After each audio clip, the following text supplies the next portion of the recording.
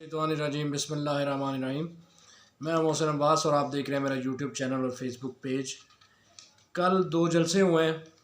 इमरान खान साहब ने एक जलसा किया और उसके मुकाबले में एक जलसा किया मरीम नवाज़ ने। दोनों का जायज़ा लेते हैं। इसके अलावा हम देखते हैं कि इमरान रियाज साहब एक सहाफ़ी हैं और काफ़ी रिनाउंड सहाफ़ी हैं।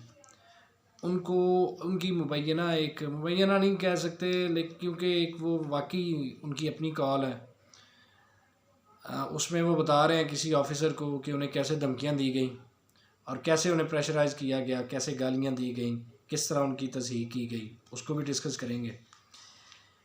इसके अलावा जो जलसों का माहौल बन चुका है, आया कि वो जलसे सिर्फ बयानिए को तक़वियत देने के लिए अपने अपने हैं, या जो जलसे हैं वो नवीद सुना रहे हैं कि इलेक्शन करीब है। इन सब बातों पर हम इंशाल्लाह ज़रूर रोशनी डालेंगे। सबसे पहले इमरान खान साहब का जलसा नो डाउट बहुत बड़ा था। बाकी तमाम जो पिछले जलसे हैं उनके मुकाबले में एक काफ़ी अच्छा जलसा इमरान खान साहब ने किया। क्राउड निकल के आता है और इमरान खान साहब क्राउड को लेकर आ रहे हैं। पहले कहा जा रहा था जब 2013 में 11 में इमरान खान साहब क्राउड लेकर आए तो फ़ौज पे डाल दिया गया। 13 में उसके बाद भी क्राउड, वो 14 में उन्होंने धरना किया, वो निकाल के लाए। तो ये कहते रहे कि कोई नहीं, ये लोग सिर्फ आते हैं साथ तमाशा देखने के लिए, वोट इनको कोई नहीं देगा। तो फिर हमने देखा कि 2018 में मेजॉरिटी पार्टी बन गई। फिर इन्होंने मजाक उड़ाना शुरू किया कि इमरान खान साहब सिर्फ ट्विटर के और सोशल मीडिया के वज़ीर आज़म हैं। तो तब तक इन्हें पता नहीं था कि सोशल मीडिया की क्या पावर है और सोशल मीडिया कितना एक्टिव है। लेकिन अब इन्हें अंदाज़ा हो चुका है कि नहीं, जो सोशल मीडिया पे बहस चल रही होती है वो सारे मुल्क की बहस होती है। तो बाकी कुछ पॉइंट्स हैं जो सीधा 3-4 पॉइंट हम देखेंगे। इमरान खान साहब ने कल क्या कहा।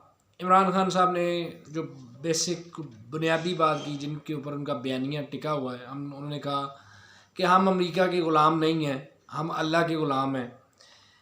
हम इन सब लोटों की, जिन जिन लोटों ने हमें वोट नहीं दिए, उनका मुहासबा करेंगे। कौम से भी उन्होंने कहा, जो शुरका थे उन सबको भी कहा कि जो तुम्हारे इलाके में आए उसके साथ वही सलूक करो जो वो हमारे साथ सलूक करके गए, मतलब उनको जलील करें।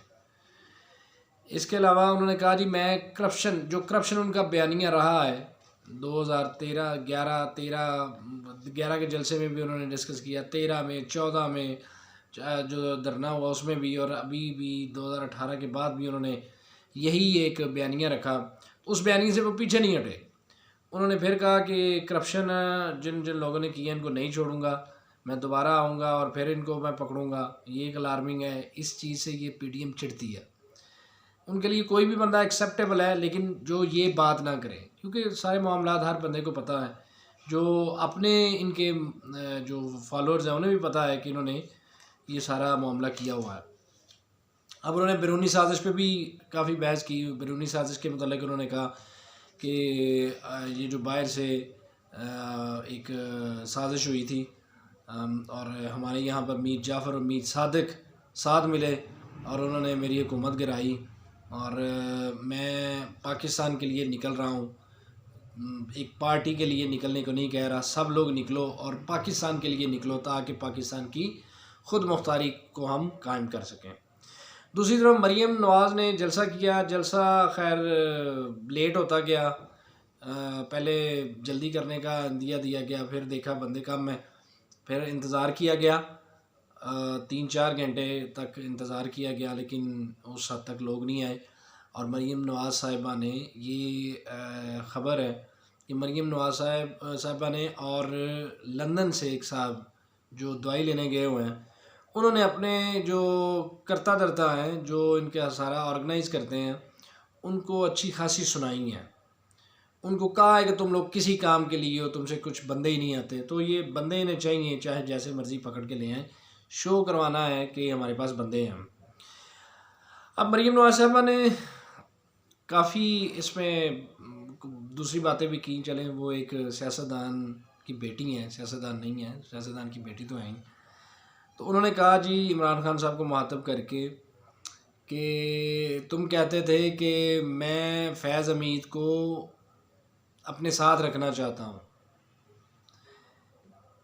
फिर उन्होंने कहा कि एक इंटेलिजेंस ऑफिसर, नाम नहीं लिया उन्होंने ना, नाम नहीं लिया, नाम लिए बगैर उन्होंने कहा कि एक इंटेलिजेंस अफसर, आप अपनी आँखें और कान कहते थे, आप कहते थे कि वो मेरी ईयर्स और आइज़ है, लेकिन वो आपकी ईयर्स और आइज़ नहीं, वो आपके हाथ था जिससे आप दूसरों की गर्दनें दबोचते थे। मतलब ये कि जितने भी हमारे ऊपर मुकदमात हुए हैं या जितने भी हमें सज़ाएँ हुई हैं या जो सज़ाएँ सुनाई गई हैं जजिस को हों या जो मर्ज़ी हों, उनकी आप गर्दनें दबोचते थे। एक जो हाज़र सर्विस जनरल हैं और उनके ज़रिए आप अपने जो मुखालफीन हैं उनको प्रेशराइज़ करते थे। बहुत ही संगीन इल्ज़ाम है। और एक हाज़र सर्विस ऑफ़िसर को, जो एक कोर कमांडर हो, तो एक कोर कमांडर को आप जब कह रहे हैं तो वो फ़ौज को ही कह रहे हैं। तो ये लोग हटते नहीं हैं अपनी इन हरकतों से। अच्छा जी, इसके अलावा उन्होंने कहा कि जब इसने तुम्हारे सर से हाथ उठाया तो तुम्हारी हुकूमत गिर गई। मतलब आप क्या कहना चाह रही हैं कि जो इस्टेब्लिशमेंट कहती है कि हम न्यूट्रल हैं, तो इसका मतलब है कि उन्होंने पहले हाथ रखा हुआ था फिर उन्होंने उठा लिया। मतलब आप क्यों इदारों को इस नहज पे लेकर जाती हैं कि इदारे आपस में ही लड़ पड़े।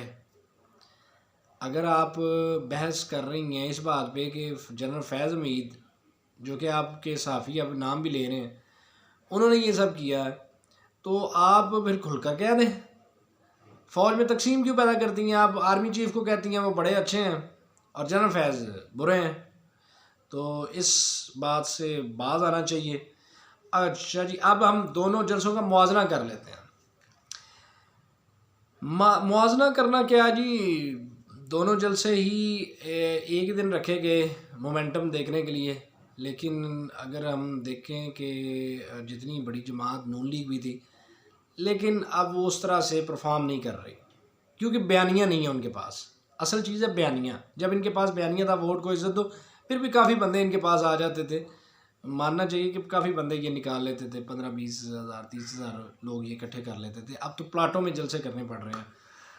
तो खैर इमरान खान साहब का इनके साथ मुकाबला नहीं बनता। उनके पास एक बयानिया, इनके पास बयानिया नहीं है। इनको चाहिए कि कोई बयानिया क्रिएट करे। कई इन्होंने बयानिया क्रिएट करने की कोशिश की है। फ़राह खान का मामला उठाया, तोशा खाना का उठाया, इसी तरह कई उठाए, लेकिन बना नहीं है अभी तक। शायद कोशिश करेंगे बन जाए। अच्छा जी, इसके अलावा मुनहरफ अरकान कौमी असम्बली और सूबाई असम्बली, पंजाब की जो सूबाई असम्बली है, इन दोनों के ख़िलाफ़ केस इलेक्शन कमीशन में है, चल रहा है। उसकी समाअत हुई और मंगल तक वो मुलतवी किया गया है। अब एक बात याद रखिए कि जिस दिन ये दोनों केसेस जो हैं, जिस दिन इनका फ़ैसला होगा, पंजाब की जो इनकी अक्सरियत है वो विद इन 2-3 डेज़ ये मेजॉरिटी इनकी ख़त्म हो जाएगी। जिस दिन मेजॉरिटी ख़त्म होगी ये पंजाब से निकल जाएंगे, इनके पास अक्सरियत नहीं रहेगी। तो एक चीज़ ध्यान में रखिएगा, अगर पंजाब की वजारत आला इनके पास नहीं रहती तो फिर शहबाज शरीफ साहब सिर्फ इस्लामाबाद के वज़ीर आज़म रह जाएंगे, क्योंकि सिंध वैसे ही पीपल पार्टी के पास है। पीपल्स पार्टी के अलावा बलूचिस्तान किसी और पार्टी के पास है, खैबर पख्तूनख्वा तहरीक इंसाफ के पास है। तो ये इनके पास फिर कोई पावर उस तरह से नहीं रह सकेगी जिस तरह पंजाब की वज़ारत आला इनके पास होने से इनकी ताकत बनती। तो हमजा शहबाज साहब के साथ हमें दिली हमदर्दी है जी।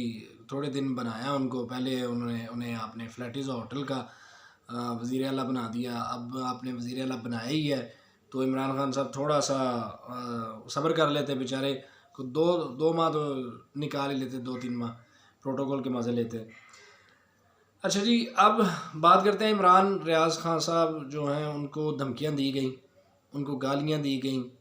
उन्होंने क्लियरली कहा कि एक फ़ौजी ने, जो यूनिफॉर्म्ड ऑफिसर था, उसने गालियां दी हैं। उसने कहा है कि मैं तुम्हें ग्वादर फेंकवा दूंगा, ये कर दूंगा, मार दूंगा। ये बड़ी अलार्मिंग एक सिचुएशन है कि आप इस तरह किसी को डील करें। इस तरह उन्होंने फिर उसमें कहा भी कि रियासत के ख़िलाफ़ जो बयानिया होता है वो आप ख़ुद ही क्रिएट करते हैं, तो इससे परहेज़ करना चाहिए। फ़ौज के अंदर जो इस तरह के अनासर हैं, हमें यकीन है कि इसके बाद आर्मी चीफ़ ज़रूर इस पर एक्शन लेंगे। और ये जो तकसीम पैदा की जा रही है, फ़ौज हमारी अपनी है और इस पर हम तकसीम नहीं चाहते और ना ही हम इंशाल्लाह ऐसा पाकिस्तानी अवाम होने देगी। तकसीम पैदा करने का मकसद ये है कि एक जनरल आर्मी चीफ़ को अच्छा कहा जा रहा है और कोर कमांडर को बुरा कहा जा रहा है, तो दोनों ही आर्मी में एक अच्छी पोजीशंस पर हैं। तो ये समझें आर्मी चीफ़ साहब भी कि इनकी तारीफ़ों पे मत जाएं। ये जो शरीफ ख़ानदान है ये एक की तारीफ़ करते हैं दूसरे को, तो ये दरार डालने की कोशिश की जा रही है फ़ौज में, ताकि अपने मसाइल में उलझ जाएं, हमें कोई ना देखे।